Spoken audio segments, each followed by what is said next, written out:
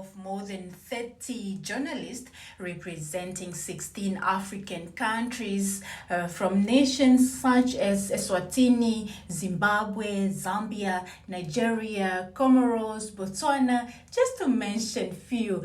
Now, this diverse group provides us an opportunity not only to learn from India, but also to share experiences with our media colleagues from Africa.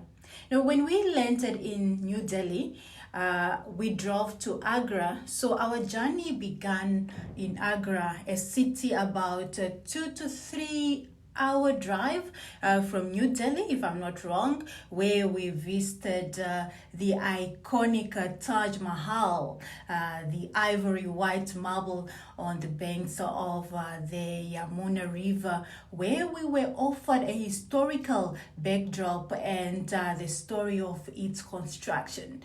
It was quite a different feeling, from the way we see it on YouTube in videos or in pictures. So seeing it with our own eyes, and also since we got an opportunity to go inside, so the feeling is quite different from the way we see it in pictures. So we also had a meeting with India's Minister of External Affairs, who expressed satisfaction with the bilateral agreements between India and Africa in most countries in Africa.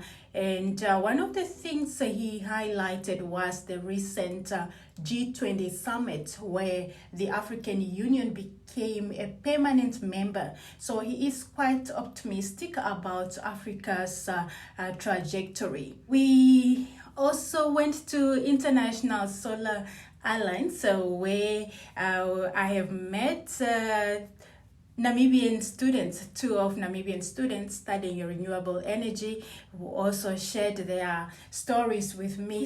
Which is the International Solar Alliance, is a collaborative platform for solar energy development and the use of renewable energy in driving sustainable development.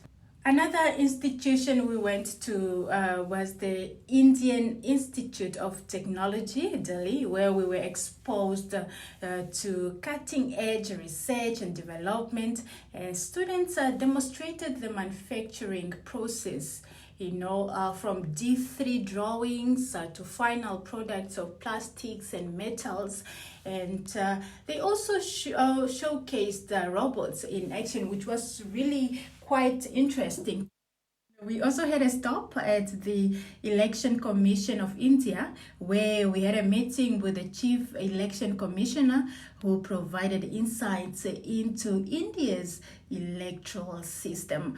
With elections scheduled to take place next year in India, about 915 million voters are expected to use electronic voting machines, a technology India has been using for years. We are in Hyderabad after departing from New Delhi, and our focus remains on observing and experiencing India firsthand. It is worth noting that our familiarization's main objective is not news coverage or conducting interviews, and that's one of the things that our team leader kept on telling us, that you are not here to cover news, you're not here to do news story, so do not take your camera or recorder and start recording people, because most of them prefer to speak off record. So we are not here for news coverage, but of course to witness India ourselves and ensure that when we return home, our reporting reflects on actual understanding of the country and its diverse facets.